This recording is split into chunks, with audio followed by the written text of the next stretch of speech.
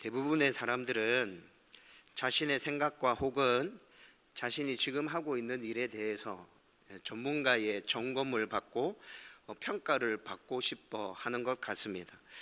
여러분, 이것이 맞다는 걸 단적으로 보여주는 예가 여러 가지 컨설팅이 생겨나고 있다는 것이죠. 여러분, 컨설팅이라는 이 단어를 국어사전에 찾아보면 어떤 분야의 전문적인 지식을 가진 사람이 상대를 상세하게 상담해주고 도와주는 것, 이렇게 설명이 되어져 있습니다. 그런데 요즘 이 컨설팅과 관련된 것들이 굉장히 다양한 분야에서 생겨나고 있습니다. 이게 최근의 현상이 아니죠. 아주 오래전부터 이런 컨설팅이 많이 생겨나고 있는데, 아이들 공부와 관련해서 컨설팅 해주는 사람이 있습니다. 여러분 알고 계시죠? 자녀 교육에 굉장히 관심 많은 분들은 이미 아마 우리 아이 컨설팅 받아보신 분도 계실 겁니다. 여러분, 기업과 관련해서 이런 컨설팅이 있죠. 여러분, 이렇게 다양한 컨설팅이 있는데 심지어 교회 성장과 관련해서도 컨설팅이 있습니다. 어떻게 하면 건강하게 교회를 성장시킬 수 있을 것인가, 그것만을 집중적으로 연구한 분들이 돌아다니면서 세미나를 합니다. 여러분, 이렇게 컨설팅을 통해서 내가 무엇을 잘하고 있는지, 앞으로 어디에다가 더 에너지를 쏟아야 되는지, 이런 거를 알면 내가 하고 있는 일 혹은 내 가정 혹은 내 교회 아주 크게 도움이 될 겁니다. 여러분, 저도 개척해서 이제 3년 차에 접어들었거든요. 여러분, 저도 제가 하고 있는 이 개척과 관련한 부분에 있어서 목회 경험이 많으신 분들의 도움을 받고 싶은 생각이 정말 많습니다. 여러분, 성도들을 대하면서 이거 어떻게 해야 되지? 라고 생각될 때가 참 많거든요. 그럴 때는 제가 가보지 않은 길을 지금 저는 걸어가고 있잖아요. 그런데 목회 경험이 많으신 분들은 이미 그런 경험을 해보셨기 때문에 그분들에게 조언을 듣고 한 수 배우고 싶다, 이런 생각이 정말 많이 들거든요. 여러분, 그래서 제가 특별히 가끔씩 장용산나 교회에 오면 얘기했던 것 같은데, 제 목회에 있어서 저는 멘토를 2분 모시고 계십니다. 한 분은 제 모교회 목사님이고, 제가 명지 촌놈이거든요. 제 고향이 명지입니다. 그래서 가까이에 제 모교회 목사님이 계십니다. 그 목사님께 자주 찾아가서 묻고, 또 한 분이 최상근 목사님. 왜 그렇게 됐는지는 모르겠는데 짧은 시간 장용산나에서 사역하면서 최상근 목사님 참 좋은 목사님이시구나, 내 평생의 멘토로 삼고 궁금한 게 있으면 늘 물어봐야겠다 생각하고 자주 찾아와서 귀찮게 해드리고 있습니다. 여러분, 그러면서 제가 확인하고 싶은 게 뭐라고요? 내가 잘하고 있는가? 내가 목회를 진짜 잘하고 있는가? 똑바로 가고 있는가? 이 문제에 대해서 나는 이런 생각을 하고 있는데 목회 경력이 많으신 목사님들은 그에 대해서 어떻게 생각하고 있지? 라는 것들을 한번 확인해 보고 싶다는 거죠.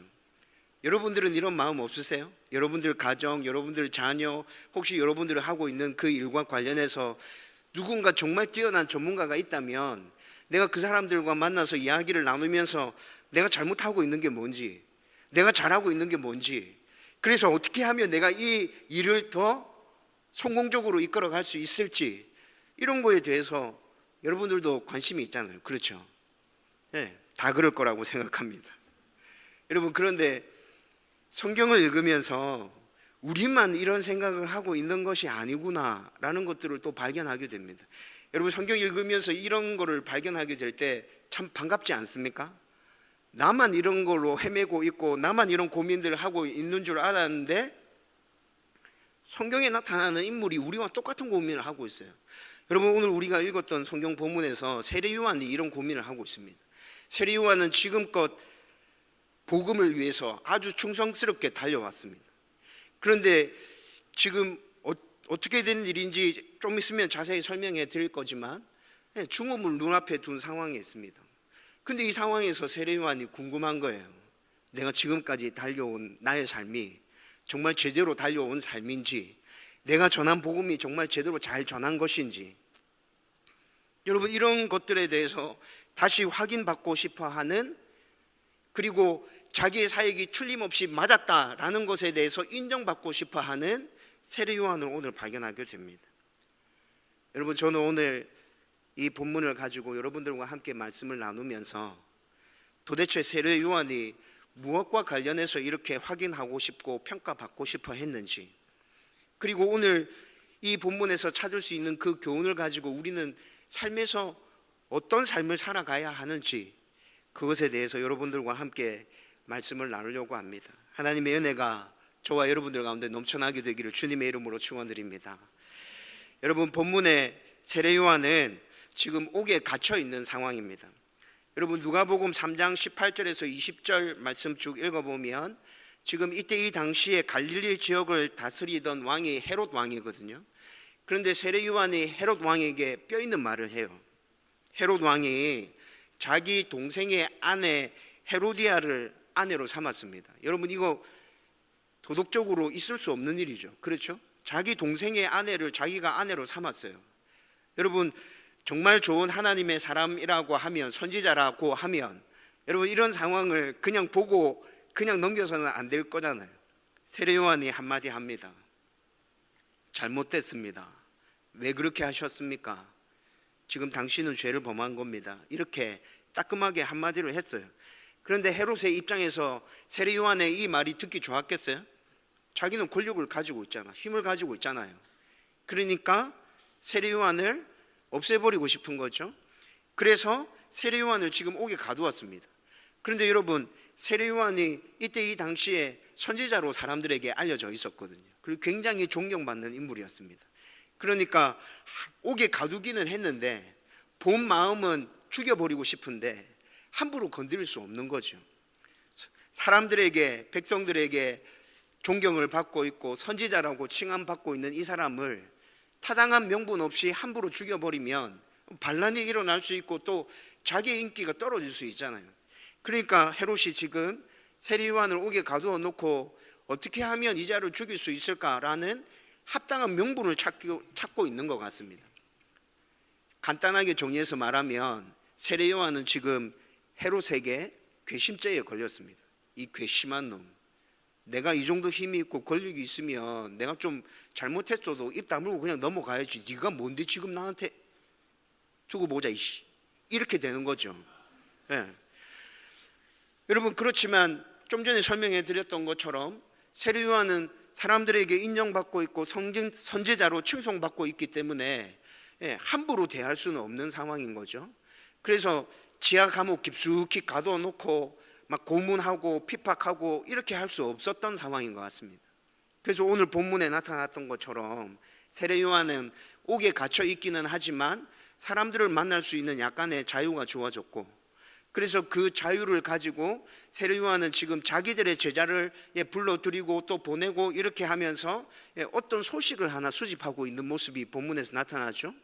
어떤 소식과 관련된 걸 지금 수집하고 있어요? 예수님이 뭐 하시대? 오늘 예수님이 어디 가셨노? 거기 가서 예수님 뭐 하셨는데? 예수님 뭐라고 가르치대? 사람들 많이 모였더나? 막 이런 거 묻고 있습니다. 예수님의 사역에 대해서 세례 요한이 지금 옥에 갇혀 있는 상황임에도 불구하고 굉장히 많이 관심이 가 있는 것 같아요. 여러분, 이거 곰곰이 잘 생각해 보십시오. 좀 이상하지 않습니까? 여러분, 세례 요한이 바보입니까? 아니요, 세례 요한 바보 아니거든요. 자기가 왜 지금 옥에 갇혔고 헤롯이 지금 자기를 어떻게 할 것인지, 여러분 지금 옥에 갇혀 있는 이 상황이라면 세례 요한이 짐작이 충분히 가능한 상황 아닙니까? 오늘 당장이라도 헤롯에게 불려나가서 자기의 목이 딱 댕강 달아날 수 있는 상황이구나. 여러분, 이게 지금 세례 요한이 파악이 안 됐겠어요? 여러분, 정상적인 사람이라고 하면 세례 요한은 이런 상황 가운데 있다면 어떤 생각을 해야 맞겠습니까? 아, 나 억울하다 진짜. 나 잘못한 거 아무것도 없는데, 나 그냥 헤롯이 잘못해서 당신 잘못했습니다 이렇게 얘기했을 뿐인데 내가 뭐 잘못했다고 나를 가두어 놓고 죽일 명분을 찾고 일하고 있노? 이 진짜 어떻게 좀 알려가지고 사람들 이렇게 확 일어나가지고 막 이렇게 하면서 내가 풀려날 수 있는 방법을 좀 찾아봐야겠다. 여러분, 이게 정상적인 사람의 생각 아닌가요? 여러분, 세례 요한이 사람들한테 인정을 받고 있다 했잖아요. 칭송받고 있다 했잖아요. 여러분, 그렇게 생각이 움직이는 게 상당히 정상적인 생각인데 이 사람 지금 뭐 하고 있지? 이런 생각 들잖아요. 여러분, 만약에 모든 걸 다 포기했어요. 아, 헤롯이 절대 권력자니까 내가 여기서 발부둥 쳐봐야 어떻게 벗어날 수 없겠구나. 나 그냥 여기서 이렇게 있다가 헤롯이 불러내면 죽어야 되구나. 여러분, 이렇게 이 상황이 온전히 받아들여진다 하더라도 여러분, 그러면 그 상황에서 세례요한은 무슨 생각해야 되겠습니까? 정상적인 사람이라면 내가 그동안 살아왔던 나의 삶이 제대로 잘 살아온 삶인가? 내가 제자들에게 수많은 가르침들을 베풀었는데 그거 잘 가르쳤나? 혹시 가족이 있다면 내가 죽음을 맞이하는 이 순간에서 우리 가족들에게 무슨 말을 해줘야 되지? 최후로 굉장히 멋진 말 한마디 딱 남겨주고 천국 가고 싶은데, 여러분, 이런 생각이 정상적인 생각 아닌가요? 그런데 세례요한 지금 어떻게 하고 있다고요? 예수님 뭐 하시대? 예수님 오늘 어디 갔노? 뭐라고 가르치시대? 이런 거 묻고 있다니까요. 여러분, 죽음을 앞두고 있는 세례요한이 왜 이렇게 예수님에 대해서 관심을 가지게 되었을까요? 여러분, 그 이유를 찾아내기 위해서는 19절 말씀을 살펴봐야 합니다. 19절 말씀 제가 읽어드리겠습니다. 요한이 그 제자 중 둘을 불러 주께 보내어 이르되 오실 그이가 당신이오니까 우리가 다른 일을 기다리오리까 하라 하매. 여러분, 19절 이 한 절의 말씀을 굉장히 간단하게 정리해서 여러분들의 말로 한번 표현해 보십시오. 이게 무슨 말입니까? 당신이 메시아가 맞습니까? 지금 세례요한이 이거 묻고 있다고요. 당신이 메시아가 맞습니까? 이 궁금증 때문에 세례요한은 지금 예수님의 사역에 온통 관심이 다 쏠려져 있어요. 죽음을 앞두고 있는 이 상황에서. 그래서 제자들을 통해서 예수님 어디 가셨노? 뭐 했노? 뭐 가르쳤노? 다 물어보고 있는 거죠. 근데 이것도 좀 이상합니다. 아니, 지금까지 세례요한이 사역하면서 예수님을 메시아로 믿었고 예수님을 메시아로 선포했지 않습니까? 근데 왜 죽음을 눈앞에 둔 이 상황에 갑자기 당신이 예수님이 맞습니까? 이렇게 질문하고 있죠. 얘 정신이 좀 이상해졌나? 왜 이렇지? 여러분, 세례요한은 분명히 예수님이 첫 사역을 시작하실 때 예수님을 향해서 메시아라고, 하나님의 어린 양이라고, 우리를 구원하기 위해서 오신 분이 이분이라고 분명하게 그렇게 선포하지 않았나요? 요한복음 1장 29절에서 30절입니다. 이튿날 요한이 예수께서 자기에게 나오심을 보고 이르되 보라, 세상 죄를 지고 가는 하나님의 어린 양이로다. 내가 전에 말하기를 내 뒤에 오는 사람이 있는데 나보다 앞선 것은 그가 나보다 먼저 계심이라 한 것이 이 사람을 가리킵니다. 예수님이 첫 사역 시작하면서 딱 등장하셨을 때 세례요한이 예수님을 향해서 뭐라 얘기했다고요? 하나님의 어린 양이다. 내가 지난번에 이 땅에 오실 메시아 얘기했잖아. 그분이 바로 이분이야. 세례요한 지금 그렇게 얘기했다고 말씀하고 있잖아요. 여러분, 진짜 성경을 잘 살펴보면 세례요한은 예수님이 메시아이심을 믿었습니다. 그리고 예수님이 메시아라고 증거했습니다. 그런데 죽음을 앞둔 이 상황에서 예수님에게 당신이 메시아가 맞습니까? 이렇게 묻고 있습니다. 여러분, 왜 이런 질문을 하는 것일까요? 여러분, 이 질문을 또 풀려고 하면 세례요한이 그동안 선포했던 메시지를 살펴봐야 해요. 세례요한의 메시지가 두 군데서 나타나는데 마태복음 3장 1절에서 12절까지 세례요한이 선포했던 메시지가 나타납니다. 그리고 누가복음 3장 1절에서 17절까지 또 세례요한이 선포했던 메시지가 나타납니다. 여러분, 이 메시지를 간략하게 핵심을 쪼려서 보여주는 말씀이 마태복음 3장 2절입니다. 제가 읽어드리겠습니다. 회개하라, 천국이 가까이 왔느니라 하였으니. 세례요한의 메시지는 회개하라, 천국이 가까이 왔다라는 메시지라는 거죠. 누가복음 3장 3절 말씀 또 읽어드립니다. 요한이 요단강 부근 각처에 와서 죄 사함을 받게 하는 회개의 세례를 전파하니. 회개하라라는 메시지를 선포했다는 것이죠. 여러분, 세례요한은 지금 마태복음에 나타나는 메시지, 누가복음에 나타나는 메시지, 이 두 메시지를 살펴보면 회개와 심판에 초점을 맞추고 계속해서 메시지를 전해왔다는 것이 분명하게 드러납니다. 여러분, 세례요한이 메시지를 이렇게밖에 전할 수 없었던 이유가 있습니다. 왜 그렇습니까?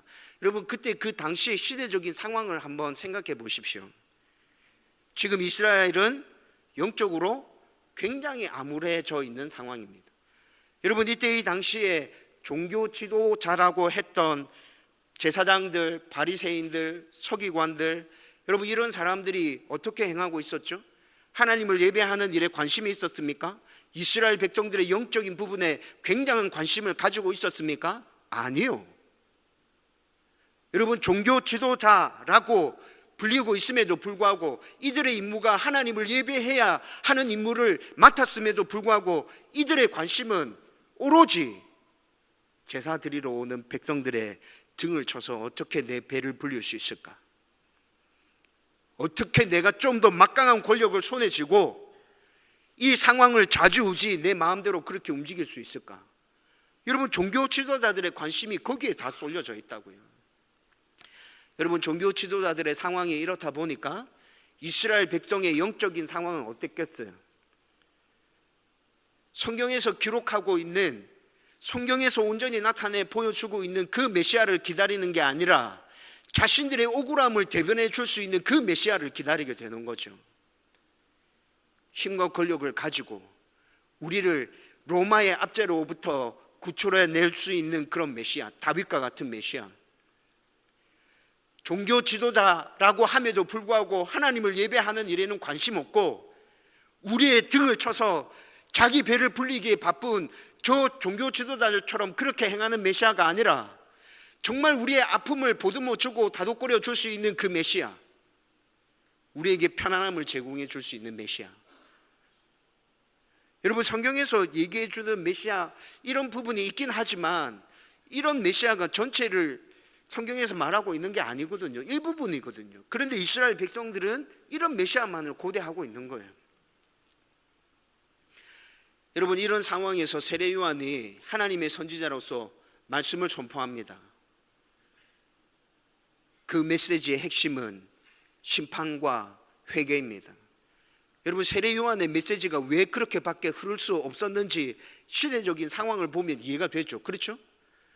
여러분들이 이때 이 당시에 세례 요한과 같은 입장에 있었다 하더라도 여러분, 종교 지도자들의 그런 모습과 이스라엘 백성들의 영적으로 암울해져 있는 그런 모습들을 보면서 정신 차려라, 회개해라, 심판이 곧 가까이 다가오고 있다, 회개 안 하면 죽는다, 하나님 앞에 온전히 서야 된다, 여러분 이런 메시지에 포커스를 맞추고 선포하지 않겠어요? 여러분, 저는 세례 요한의 이 메시지가 충분히 이해되어집니다. 그래서 이렇게 평생을 이렇게 선포했어요. 그리고 예수님께서 이 땅에 오셨습니다. 예수님이 하나님의 어린 양이라고, 우리를 구원해 주실 메시아라고 요한이 그렇게 말했습니다. 그런데 예수님이 선포하시는 메시지를 가만히 보니까 자기가 선포했던 메시지랑 좀 다른 거야. 나는 회개와 심판의 포커스를 두고 그렇게 외쳤는데, 목이 터져라고 그렇게 외쳤는데, 이 암울한 세대를 깨우기 위해서 그렇게 목에 핏대를 세우고 외쳤는데, 근데 예수님의 메시지는 좀 달라. 회개와 심판에 대해서 말하는데, 그런데 거기에 포커스가 맞춰진 게 아니라 예수님의 메시지는 어디에 포커스가 맞춰져 있습니까? 하나님의 사랑, 용서, 구원, 긍휼. 여러분, 여기에 예수님의 메시지에 포커스가 맞춰져 있지 않습니까? 회개와 심판에 대해서 예수님께서 말씀하십니다. 종교 지도자들을 향해서 그 누구보다도 날선 비판을 하시죠. 독사의 자식들아, 너희들은 회칠한 무덤이다. 이렇게 비판하며 너희들 가운데 하나님의 진노가 임할 거다, 돌아서라 라고 강력하게 선포하죠. 그런데 예수님의 이 심판과 회개에 대한 메시지도 그 바탕은 무엇을 깔고 있어요? 하나님의 사랑을 깔고 있다고요. 용서를 깔고 있다고요. 구원을 깔고 있다고요.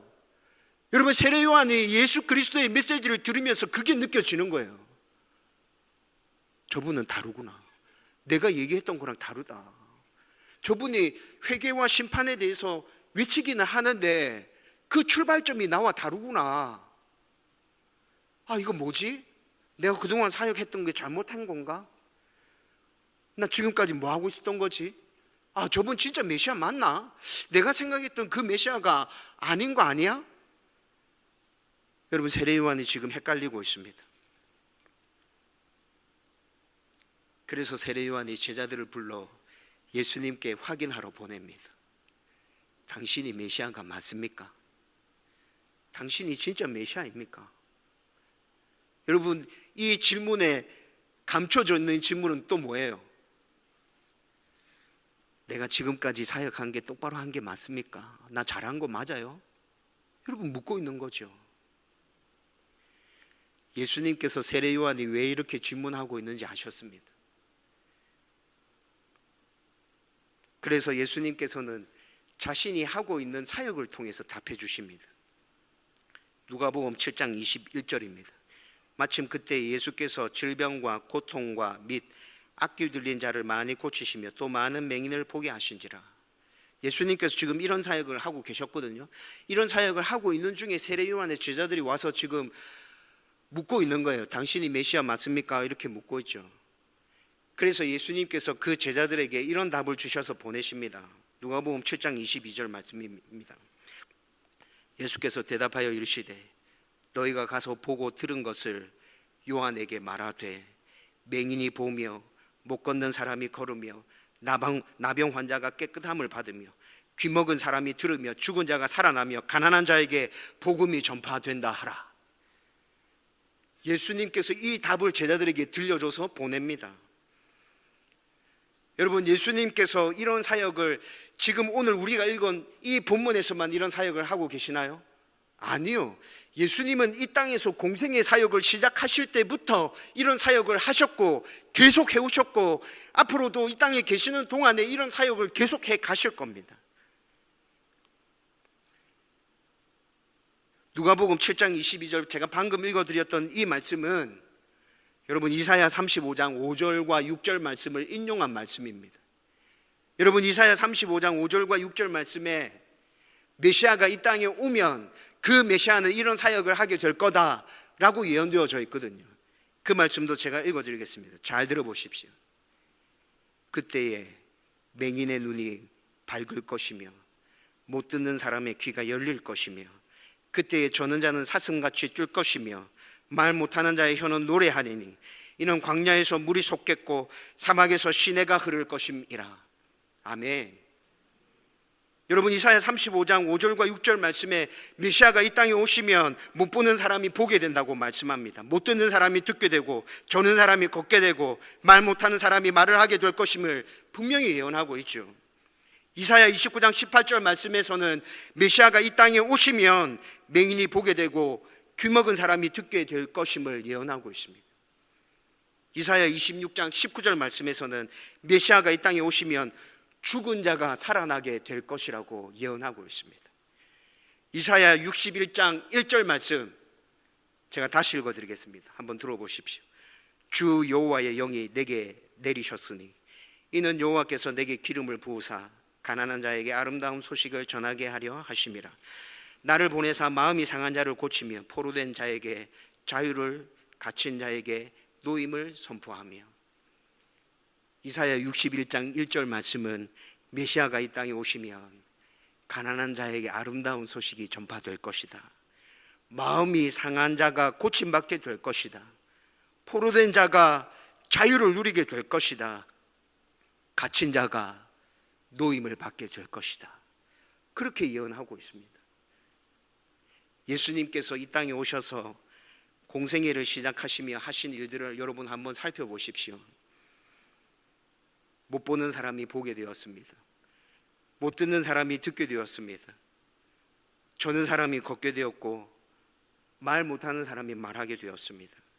가난한 자에게 아름다운 소식이 전파되었고 마음이 상한 자를 고쳐주셨으며 포로된 자에게 자유를 주셨고 갇힌 자에게 노임을 허락해 주셨습니다. 죽은 자가 살아나는 역사를 예수님께서 친히 베풀어 주셨죠. 메시아와 관련된 이 예언들이 예수님을 통해서 일어나고 있음을 볼 때 예수는 메시아이심이 틀림없는 것입니다. 예수님은 이렇게 답하셨습니다. 내가 메시아 맞다. 네 이때까지 나를 메시아라고 선포한 거 잘했다. 네 잘못한 거 아니야. 잘했어. 너는 최선을 다했어. 걱정하지 마. 괜찮아. 주님께서 지금 이렇게 말씀해 주고 계시는 거죠. 여러분, 그리고 예수님께서는 이 대답으로 끝나는 것이 아니라 한 걸음 더 나아가십니다. 누가복음 7장 23절입니다. 제가 읽어드리겠습니다. 누구든지 나로 말미암아 실족하지 아니하는 자는 복이 있도다 하시니라. 아멘. 예수님께서 지금 마지막에 세례 요한의 질문에 대해서 답하시고 난 다음에 마지막에 23절 이 말씀을 왜 하고 있는 걸까요? 세례 요한은 메시아의 사역 가운데 심판과 회개의 비중을 두고 집중해서 그 메시지를 전했다 했죠. 그래서 심판과 회개의 메시지를 강하게 선포하다 보니까 나머지 다른 것들을 놓쳐버리게 된 것이죠. 예수님의 사랑, 예수님의 치유, 회복, 예수님의 구원하심, 여러분 이런 메시지들을 놓쳐버리고 심판과 회개에 집중하고 있어서 예수님을 그렇게밖에 볼 수 없는 거예요. 그래서 세례 요한은 지금 고민에 빠지게 된 거죠. 저분이 예수님 맞나? 메시아 맞나? 진짜 내가 기다리는 그분 맞나? 내 생각과 다른데.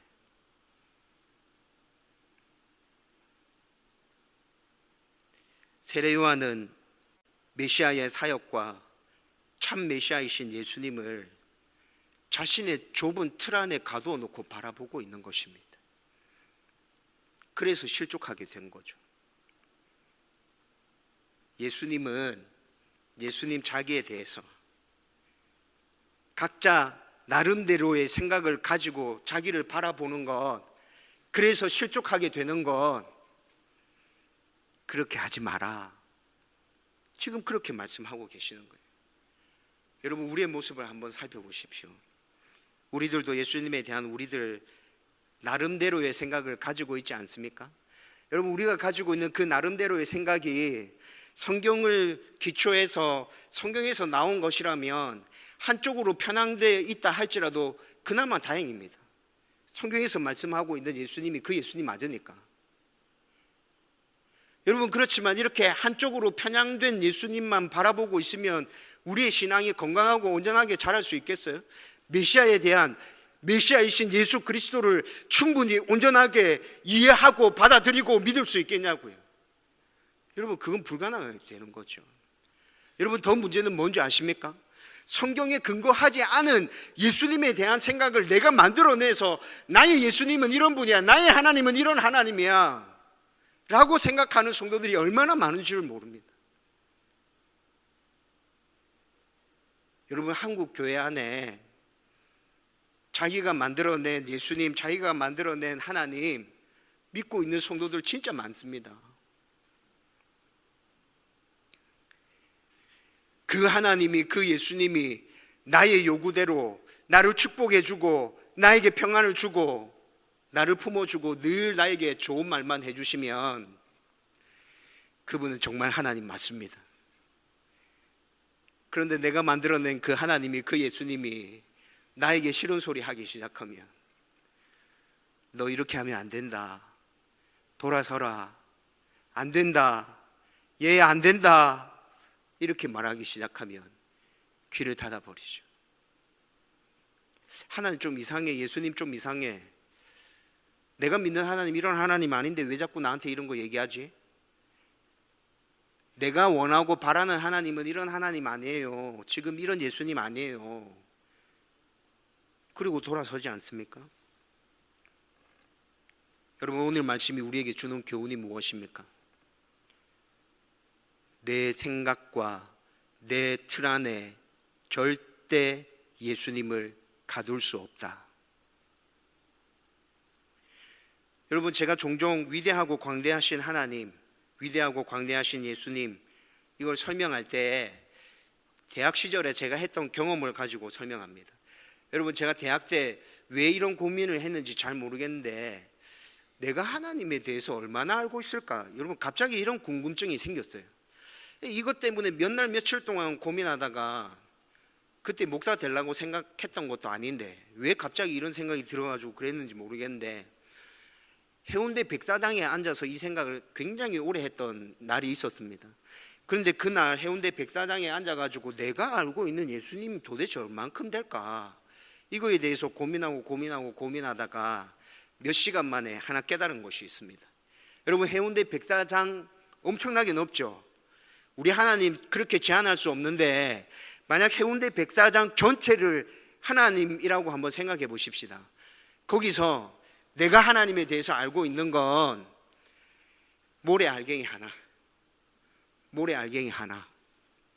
내가 하나님에 대해서 알고 있는 건 요만큼이구나. 모래알갱이 하나. 여러분, 해운대 백사장에 앉아서 모래알갱이 하나 집어서 이렇게 보십시오. 잘 보이지도 않습니다.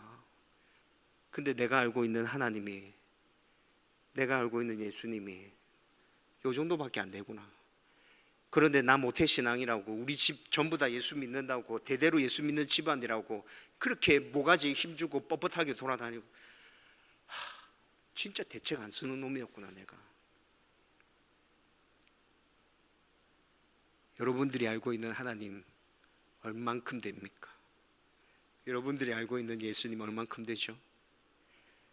여러분, 하나님을 내 생각 속에 가둘 수 있다 생각하십니까? 내 틀 속에 가둘 수 있다 생각하십니까? 여러분, 그 생각을 떨쳐버리십시오. 우리 하나님은 말 그대로 위대하고 광대하신 분이십니다. 우리의 예수님은 위대하고 광대하신 분이십니다. 내 생각과 틀 속에 하나님과 예수님을 가두려 하지 말고, 성경에서 말씀해 주고 있는 그 하나님과 그 예수님을 그냥 있는 그대로 바라보십시오. 그리고 내가 이해할 수 없는 상황이 벌어진다 하더라도 온전히 하나님만 믿고 신뢰하며 나가십시오. 성경이 우리에게 요구하는 것은 그 믿음입니다. 하나님 온전하게 신뢰해라. 예수님 온전하게 신뢰해라. 너희들 생각으로 절대 다 이해할 수 없다. 믿고 따라오기만 하면 내가 너희들을 책임져 줄 것이다. 여러분, 성경이 이걸 계속 얘기해 주고 있잖아요. 여러분들의 예수님은 어떤 분이십니까? 오늘 이 밤에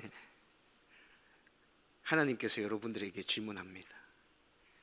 네 믿고 있는 예수님 어떤 분이고, 네 믿고 있는 하나님 어떤 분이고, 성경에서 얘기해 주는 그대로 믿고 있나? 이해 안 되는 부분 되게 많지. 네 상황이 지금 하나님 살아 계신다고 안 받아들여지나? 이해 안 되지, 맞지? 근데 네 하나님 어떻게 믿고 있노? 그래도 나를 신뢰하나? 주님 묻고 계십니다. 여러분, 이 질문 앞에 우리는 답해야 합니다. 어떤 상황 가운데서도 하나님이 나의 좋으신 아버지이심을 저는 믿고 확신하며 나갑니다. 어떤 상황 가운데서도 예수 그리스도가 나의 구주이심을 믿고 확신하며 고백합니다. 제가 절대 그 하나님, 그 예수님 놓쳐버리지 않겠습니다. 하나님, 나를 온전히 붙들어 주옵소서. 저와 여러분들 안에 오늘 이 말씀 앞에서 그런 신실한 고백이 일어날 수 있게 되기를 주님의 이름으로 축원드립니다. 여러분, 말씀을 마무리하면서 우리가 믿고 있는 그 예수님이 어떤 분인지 성경을 기초로 해서 말씀드립니다. 예수님은 하나님이십니다. 예수님은 하나님의 아들이십니다. 하나님이신 그분이 완전한 사람으로 이 땅에 오셨습니다. 사람으로서 이 땅에서 사시면서 우리들이 지켜내지 못한 그 모든 율법을 친히 몸소 완벽하게 준행해 주셨습니다. 사람에게 율법이 요구하는 모든 것들을 다 충족시켜 주셨다고요. 그리고 우리들이 율법을 지키지 못함으로 받아야 할 그 죄를 대신 받아주셨습니다. 죄에 대한 대가로 죽으시고 죽음을 이기시고 부활하심으로 죄와 사망의 모든 권세들을 다 물리치시고 온전하게 승리를 선포하셨습니다. 그리고 승천하셔서 하나님 우편에 앉아 계시며 지금 우리를 위해서 중보하고 계십니다. 이 예수님은 언젠가 다시 이 땅에 오셔서 우리의 심판주로 우리 앞에 서시게 해줄 것입니다. 여러분, 이것이 성경에서 얘기하고 있는 예수 그리스도이십니다. 저와 여러분이 이 예수님 온전하게 받아들이고 이 예수님에 대한 진실된 신실한 고백을 올려드리며 하나님 앞에 영광 올려드릴 수 있기를 주님의 이름으로 축원드립니다.